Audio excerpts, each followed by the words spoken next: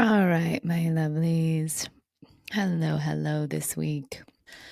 In keeping with the plan for this next month, I am just going to drop into this episode because, like I said, we're going to try to switch things up a little bit in the next 3 weeks, make these episodes a little more short and impactful. And the topic that I have for you guys today is dropping into why you can't let go.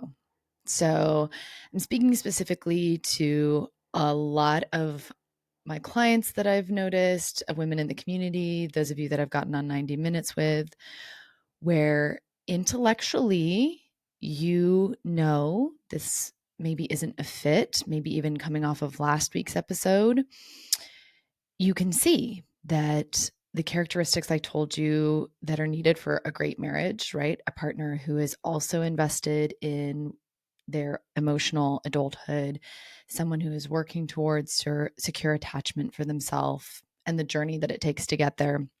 Maybe those aren't there with your partner. So a part of you knows, if I want a great marriage, I should probably leave this partner. It's not going to be possible with them, but something is preventing you. You just can't seem to let go. And in this episode, I want to break down 4 reasons that I hope will help you see that the reason you can't leave is very real. It is often nervous system based, and there are psychological reasons behind it. You feeling stuck. like And it's so important to understand that, because I see many of you layering on so much pressure and guilt and shame that you understand something logically but can't seem to get yourself to do it. This episode is the rallying cry to say you are not broken. There are very real reasons for this. And I'm going to give you with each one some ways to start working through it, moving towards the letting go, if this is the case for you. So, also in this episode, I wanted to have, as I was creating it up, I was like, oh, this has such a beautiful application as well, not only for those of you that are noticing it with your spouse in your marriage and are like, okay, I know this isn't right anymore, but I can't go. But also for all my gorgeous girlies that are having affairs, I think a lot of you are really going to relate to this as well. I've seen this be a very repeatable theme through lots of different clients that I've worked with of in this particular instance, if you're having an affair, experiencing these really high levels, perhaps the highest, most connected, like sexual chemistry, sexual intimacy, emotional intimacy you've ever had in your whole life with your partner, with your affair partner.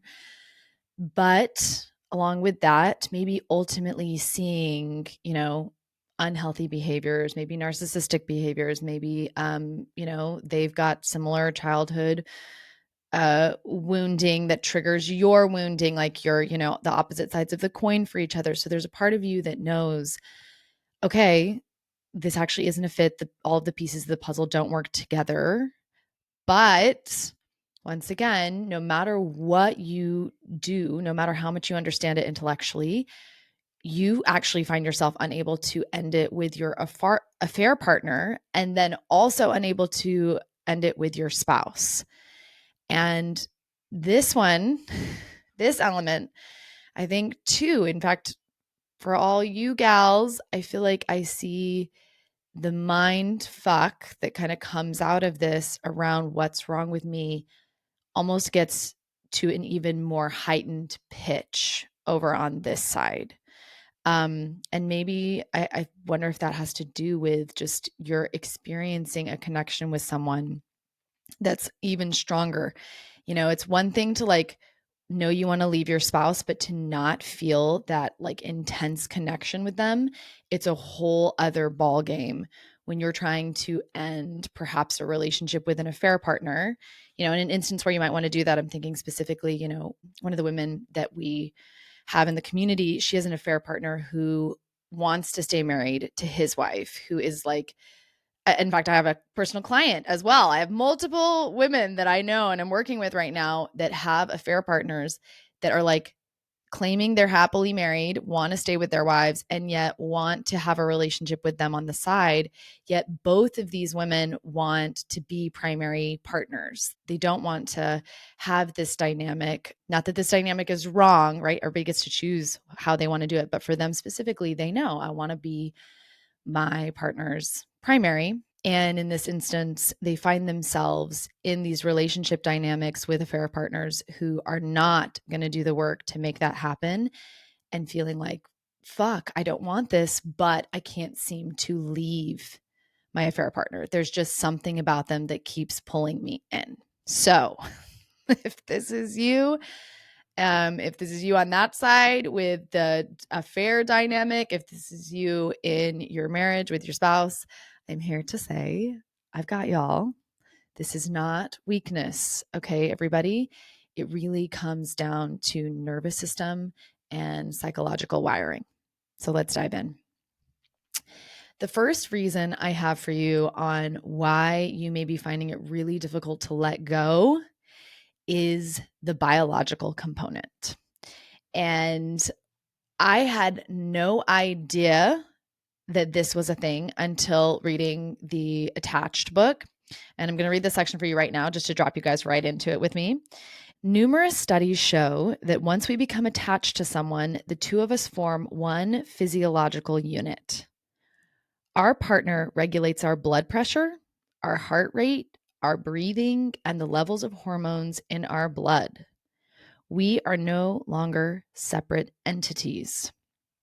This study demonstrates that when two people form an intimate relationship, they regulate each other's psychological and emotional well-being. Their physical proximity and availability influence the stress response. Therefore, dependency is a fact. It is not a choice or a preference. Okay, y'all. I feel like I wish we were all in a room together and I could be like, please raise your hands if you knew this. Because I did not know this. Nobody told me that in picking my partner, I was going to be actually choosing someone that my body would become attached to and we would form one physiological unit. I mean, when you think about that, it kind of changes who you think about hooking your nervous system up to, right? Like, whoa. So I think of this concept as what I would call like co-regulation. Okay. And it's where when you pick a partner and you live with that partner, your nervous system learns to sync up with them over time. And like it says, it becomes dependent on that other person. Theirs becomes dependent on you. And I love, definitely go get the Attached book if you haven't read it yet to go deeper into all of this. But it makes the point of saying a little bit, in fact, a lot of it in our society, we have kind of overemphasized this idea of independence and that you should be able, that if you're a healthy, functioning adult, you should be able to totally regulate and be fine on your own, that is the goal, to be completely okay by yourself. And I definitely leaned heavily towards that coming out of divorce, and I still coach a lot on that. But I think the difference is it's not an either or. It's not you either need to be completely dependent and hooked up with your partner, or you need to be independent and able to function on your own. It's a both. When we are able to have a certain amount of secure attachment and regulation in our own bodies, and then we support that with the other side that's like just as important, which is having other people in your life that can be those secure bases, that can be places of that physiological regulation. And by the way, this doesn't have to be a spouse or a partner. This can come from best friends. I mean, I don't think any of us are, islands unto ourselves. If we really check in, we have other support in our lives beyond our spouse. And I would offer it's so important when we're talking about how, when we acknowledge, okay, we've got this biological component of syncing up with our partner, how do we start letting that go? If that's the case, a lot of it's going to come down to syncing up with other supportive people. The goal is not to just be able to do it all on your own. It's to have other people that, looking at their nervous systems, you're like, yeah, I want to co-regulate with them. Okay. But coming back to this piece, once you know that you have a biological component inside of you that naturally co-regulates when you pick people in your life, then it doesn't shock you as much anymore when you realize, oh, deciding to go is a really big deal, right? Not only does your brain, even if we think about it not from the biological component, but just the repetitiveness, the normalcy of, oh, I've been married to this person for, 6+ years, 18 years, 26 for some of you. There's a routine, a predictability about that the brain just loves and interprets as safety. And then you couple that with that, even deeper than that, your nervous system is used to this. You start to understand that known pain, that's how I'm going to phrase it, known pain, right? Because for a lot of us, maybe the connection we have with our partner isn't even that regulating, right? It may be super dysregulating, but known pain can end up feeling safer than unknown freedom in this instance. And it makes me think of that quote. I think it's something like, even chaos can feel like home if it's what you've always known, right? So when we're talking about those of you in your marriage, understand one of the reasons you might be struggling to let go is this biological component of your nervous system being synced up with your partner. This is what it sees as, quote, safety, because it's the routine, it's the normalcy, and the unknown looks scary in comparison. Now, I also want to drop in a little deeper on this with my affair girlies and read you this quote. So it says, well before brain imaging technology was developed, John Bowlby understood that our need for someone to share our lives with is part of our genetic makeup and has nothing to do with how much we love ourselves or how fulfilled we feel on our own. He discovered that once we choose someone special, powerful, and often uncontrollable forces come into play. New patterns of behavior kick in regardless of how independent we are and despite our conscious wills. Once we choose a partner, there is no question about whether dependency exists or not. It always does. An elegant coexistence that does not include uncomfortable feelings of vulnerability and fear of loss sounds good, but is not our biology. So that part where they say once you pick someone, there's no question about whether dependency exists or not. Talk about mind blown, right? I don't know about you guys, but nobody was telling me about this. But when I started dating or when I started considering marriage, nobody was like, hey, you're going to sync up with this person and your biology is kind of going to become dependent on theirs. Like, you can't avoid this. This is just part of being human. We are wired for connection. And in knowing that, I think it removes, hopefully, a lot of the shame. I see the guilt around, why can't I let my affair partner go? Or why can't I let someone who I know, I'm thinking of a good friend of mine. She has a boyfriend right now that she's dating. And you guys know I've had this as well, who has an addiction. And that addiction is really imploding his life right now. And she knows it intellectually. She sees it. And yet they've been dating for like a year and a half. It is so hard, like physiologically hard for her in trying to end it and be away from him. Okay. Why I want you guys to understand this piece. This may seem like well, how does this help, Britta? Knowing that I'm biologically wired to become dependent to somebody. I have noticed once I realized this was actually a huge key for me. When I had my previous partner that actually had an addiction, he was an alcoholic. I didn't know it at the time. He was very high functioning. But when we broke up, we actually ended up having to like break up and get back together 3 times. When we broke up the very first time, though, I was literally white knuckling it for like a month after. It was so difficult. I had a lot of stamina and energy in the beginning. And then over time, as I was away from him, I just would lose my shit. I wasn't functioning well. I was depressed. I was unable to like cope. Lots and lots of anxious attachment flaring up.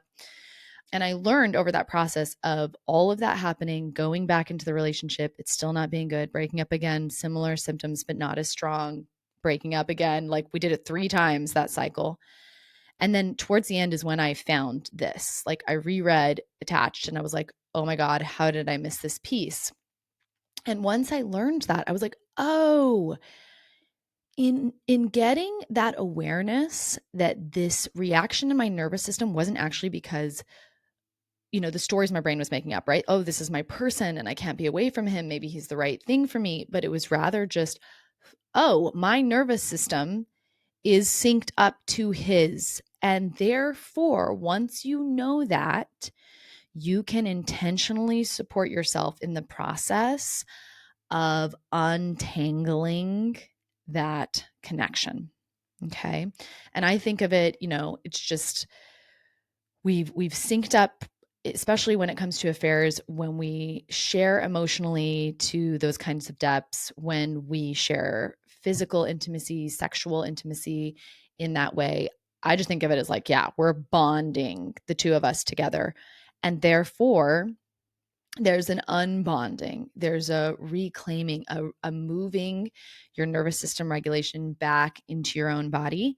How do we do that? We support that. Some of the tools I want you guys to be thinking of when you're like, okay, fuck.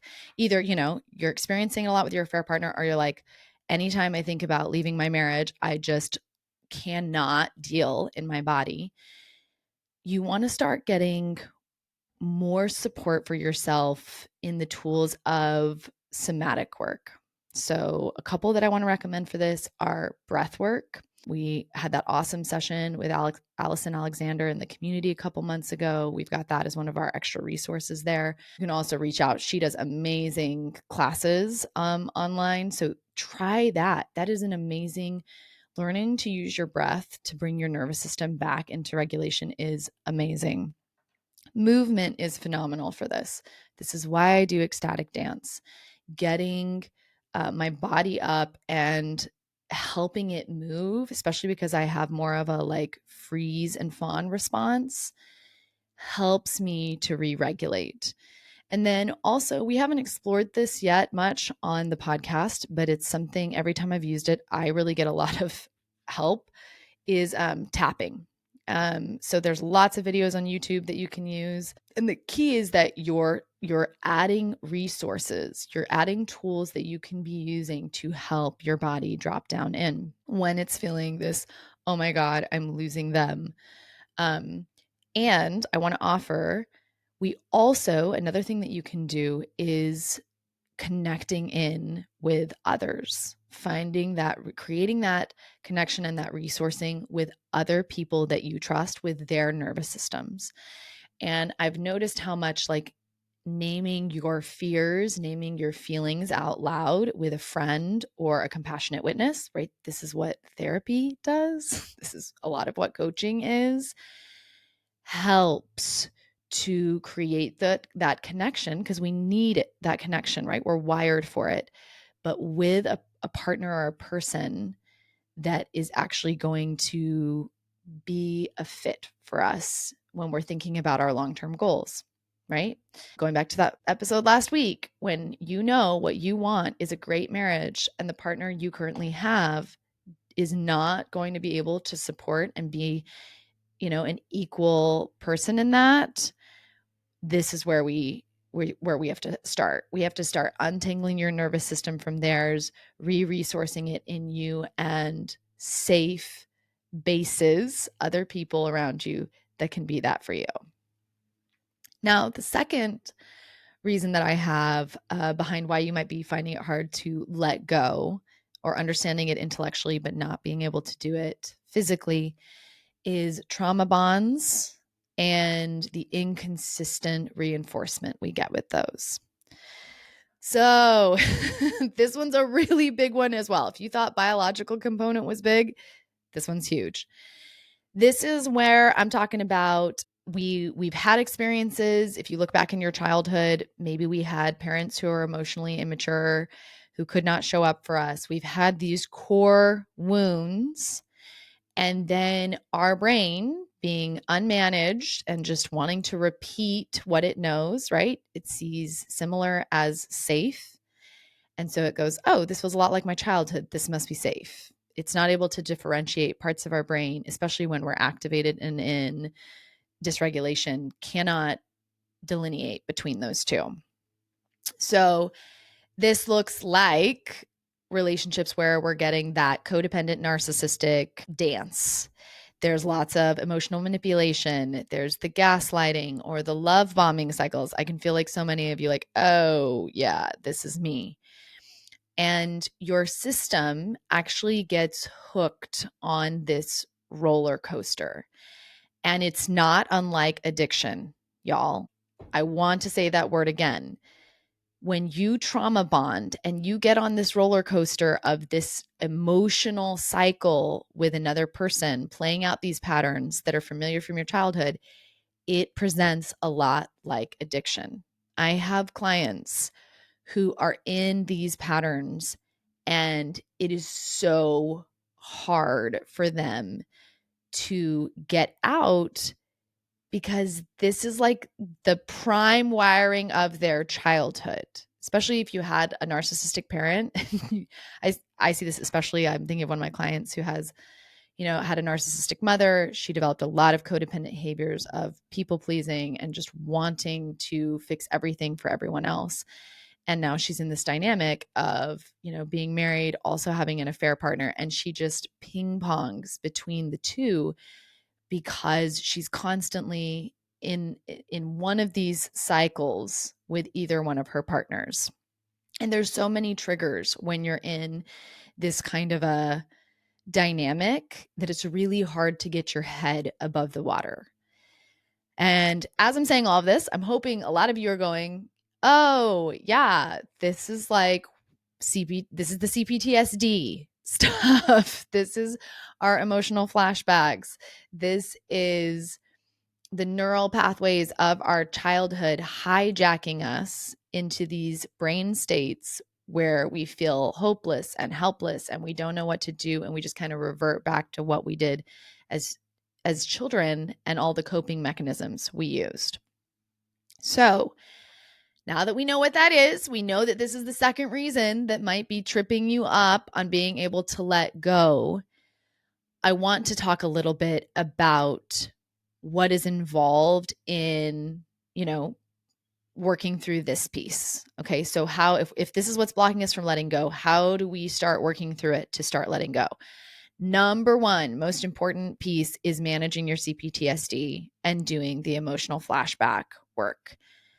If you are stuck in this kind of a dynamic, I cannot recommend enough. Go get that book, Pete Walker's Complex PTSD, and start using his list for emotional flashback management. Because what emotional flashback management does is it helps move you from that triggered childhood brain state back out and up into your prefrontal. It brings your prefrontal brain back online, which can go, oh, wait a second.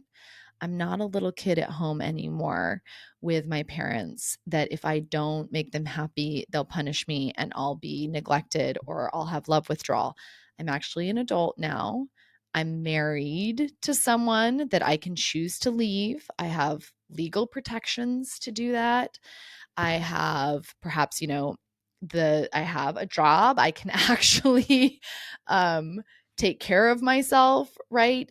you're able to come back into the facts of your situation instead of spinning in all of the emotional turmoil that we go into when our core trauma bonds get activated. And a huge piece of this work when we're trying to heal these core codependent narcissistic dances that we do is really doing the deeper work of being with the parts of ourselves that want so badly to have their childhood dream that someone will show up for them and really like finally change or become the person they need them to be. You're often feeling this, right, about your spouse, about your affair partner, that they will finally love you or see you unconditionally in the way you most desire. This is absolutely related to wanting the same thing from our parents. And the work is doing the hard, like it's kind of I would say it's a death and it's a grieving of realizing that dream that someone will one day give that to you, it has to be let go of in the framework of I can't keep sitting around waiting for someone to give me what I didn't receive in childhood. It's now up to me to give that to myself. And that's that tandem process of as I give it to myself, as I acknowledge I deserve to be loved in this way, I deserve to have support, I deserve to have a secure base, I deserve to have a partner who's also doing the work that I'm doing so I can have the life I most desire.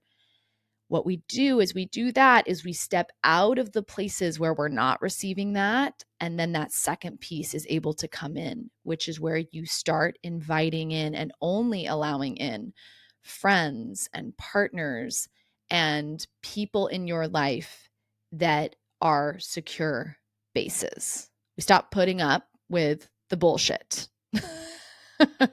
So no, especially for those of you with affair partners, when you're thinking, why can't I give him or her up? You are not addicted actually to them. You are addicted to the hope of who he or she might become and that loop in your brain finally being closed.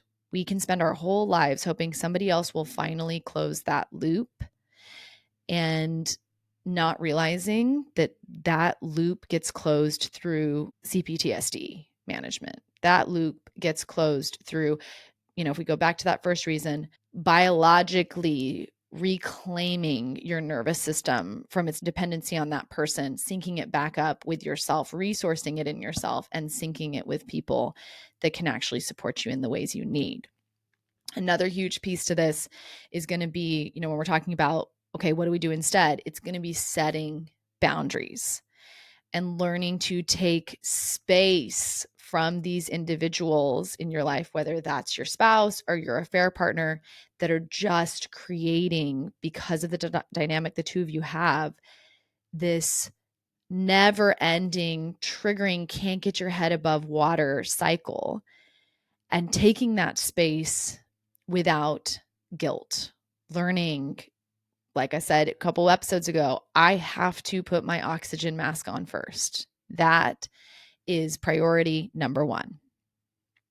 Now, our third reason that I have for y'all is our brain does this little trick where it projects other people's pain onto our experience and especially onto our futures. So I want to provide a client story for this. I have a client that I've been working with, and over the last 4 to 5 weeks, we have just been making rapid progress since she started coaching with me. Lots of acknowledging, her feelings and realizing the amount of disconnection in her marriage, the amount of trauma and water under the bridge that's never been resolved, the lack of her partner being able to do his deeper work. But we got to this week and I just noticed it was a different energy. Like I was like, where is she? Like as I'm coaching her, I'm like, there's something in here. And as I started to dig in more with her, lo and behold, what showed up was this pain for her around watching her mother struggle financially after her mother got divorced. And I was like, ding, ding, ding, ding, ding. Here it is, right? We had reached a point in her coaching where her brain is now feeling safe enough. I really do. I've seen this.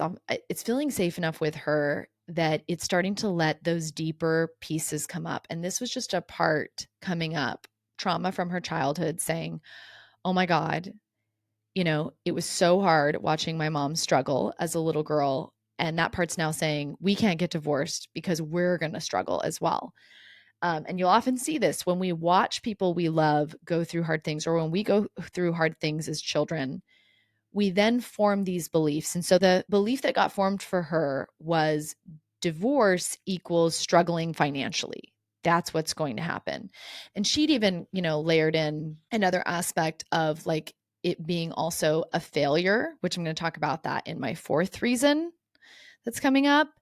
But for right now, let's just stay with divorce in her childhood brain equals financially struggling.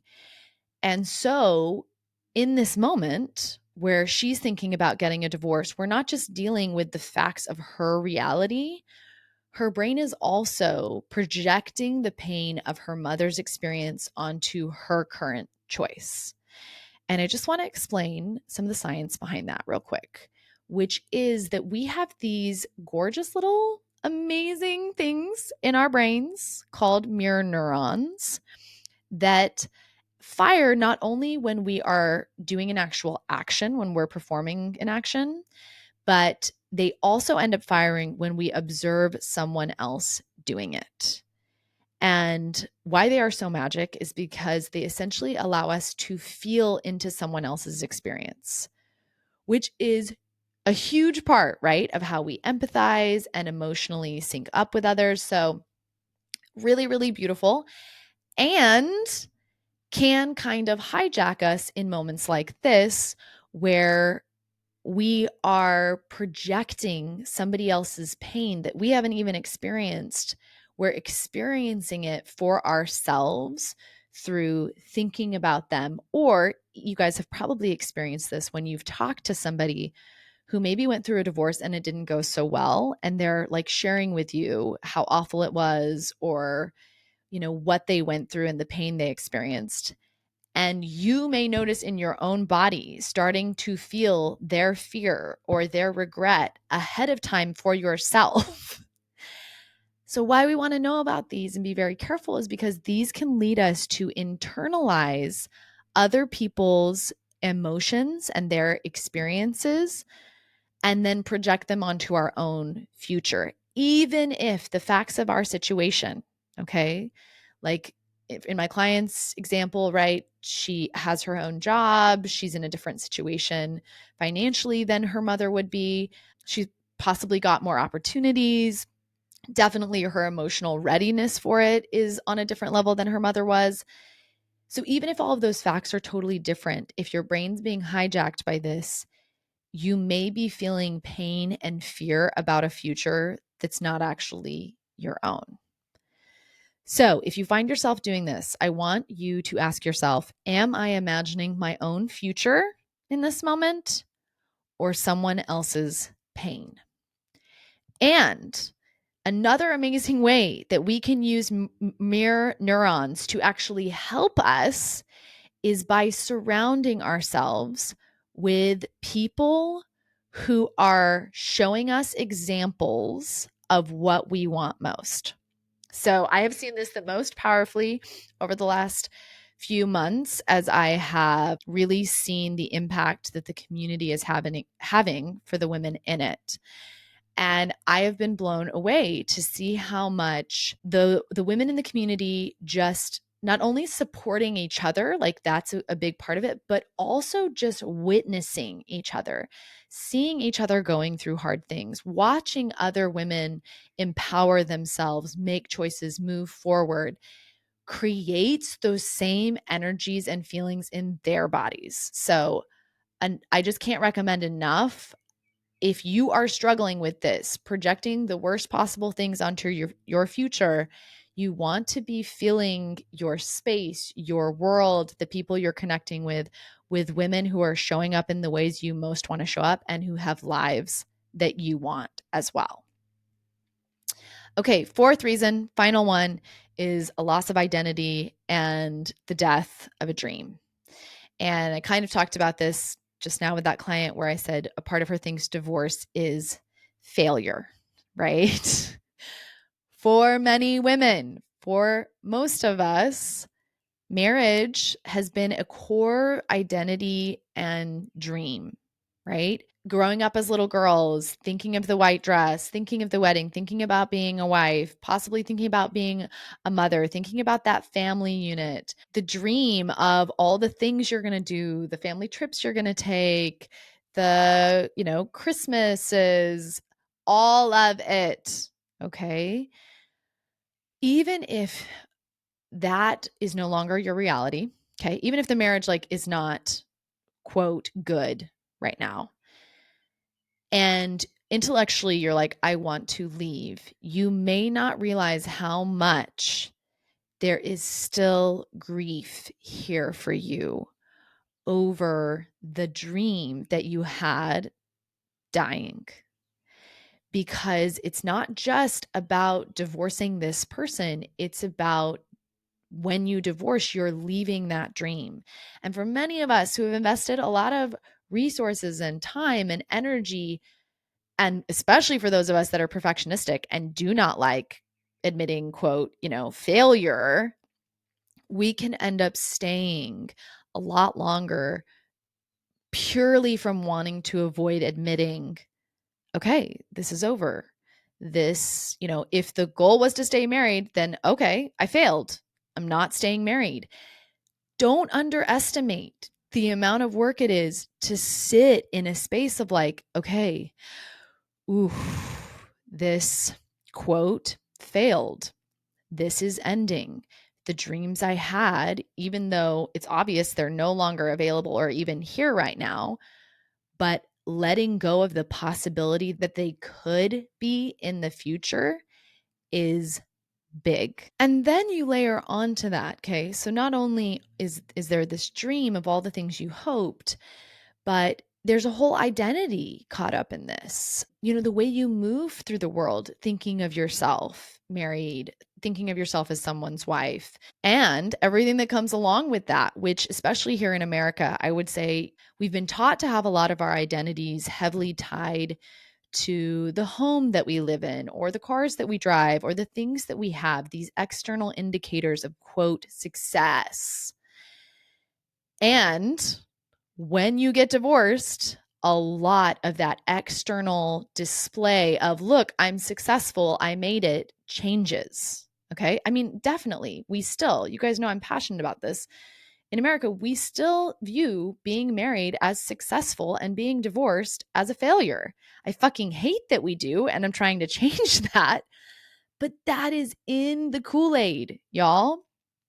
And when you make the decision to go, you have to reckon with all of that. You have to start feeling through letting go of that identity. It's a lot of short-term loss. You have to kind of take a bigger view of, okay, this is short-term loss for long-term happiness.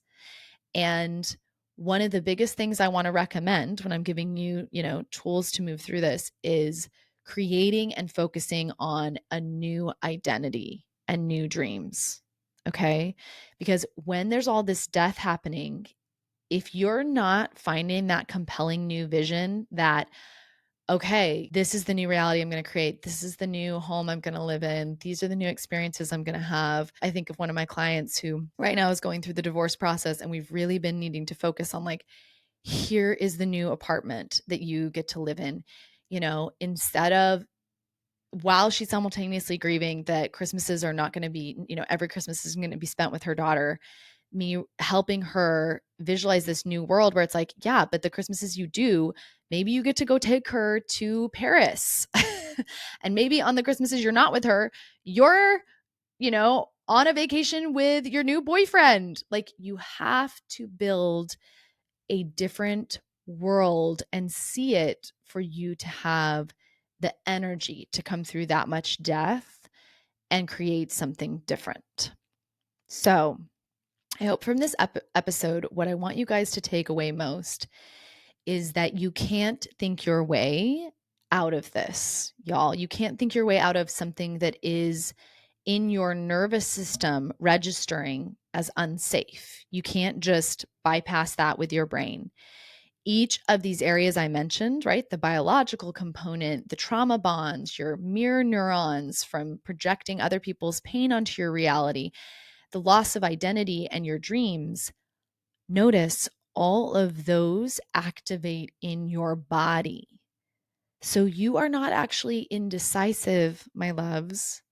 You are dysregulated. And when we are dysregulated, what we don't need is coming at ourselves with shame and judgment and pressure. We need emotional safety. We need body-based healing. We need more connection with people who are safe bases. And through that, gentle detachment to come through that process of letting go while supporting and resourcing ourselves. So remember, letting go is a process. It is not a decision.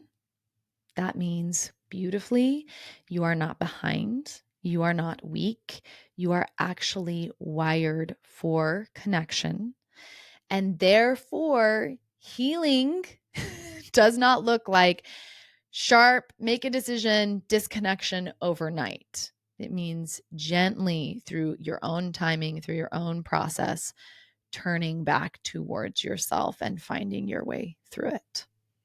All right, y'all. Oof.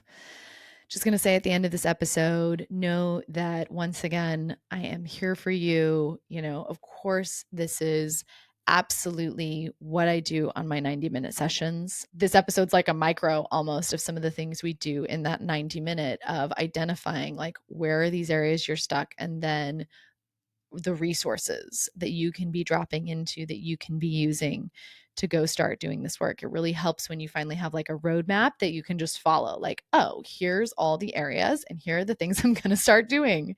And of course, as always, the community is a beautiful place to find that support and those safe bases as well. So, all right, my loves, till next week. Mwah.